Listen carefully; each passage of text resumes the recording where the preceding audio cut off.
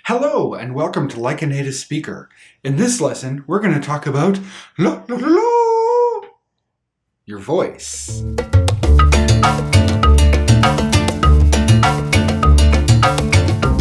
In English, and actually in every language, there are two kinds of sounds. But before I tell you what they are, I want to do an experiment. I want you to take your hand and put it on your throat.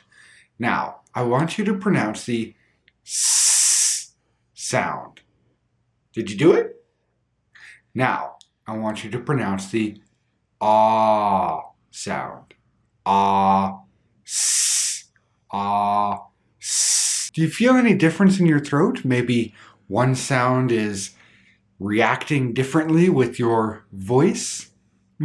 The ah sound is voiced, meaning you use your voice. You vibrate your vocal cords. But the s sound is voiceless, or sometimes it's called unvoiced, meaning you don't use your vocal cords. There's no vibration. Now, this may seem simple enough. You did it without even thinking about it. But for many people, getting those voiceless and voiced sounds right is actually a little bit tricky. The voiceless or unvoiced sounds don't use your vocal cords at all, so the sound comes from air.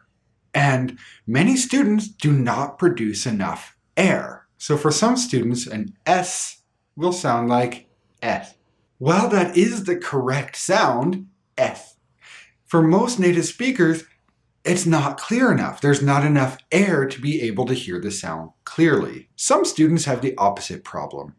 The voiceless or unvoiced sounds are okay, but voiced sounds, there's not nearly enough vibration. So a V will sound like a V, or the Z sound will sound like Z. In both cases, the problem is the same, is not enough air, not enough force being put through your vocal cords or through your mouth. So the important takeaway point here is that you need to make your sound strong. S, Z, F, V. Strong air, strong voice.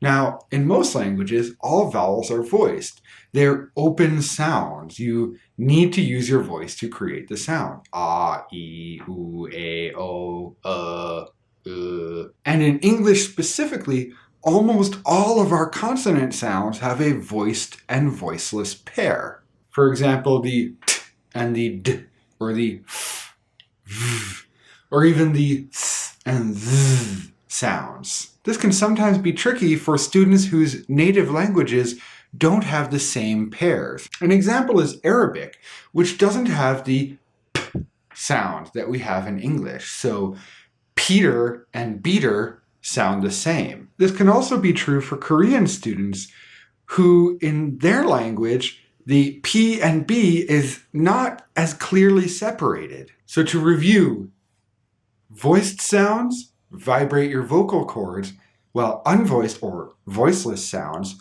use just air to create the sound. It's important to have strong air or strong vibration to create clear sounds. If the vibration or air is too weak, it's very difficult to understand. And finally, remember that most sounds in English have a voiced and voiceless pair, and that pronouncing those correctly can go a long way to making yourself understood clearly and correctly. Of course, if you have any questions, please put them down in the comments. I will be happy to answer them. And as always, I'll see you next time, and keep learning.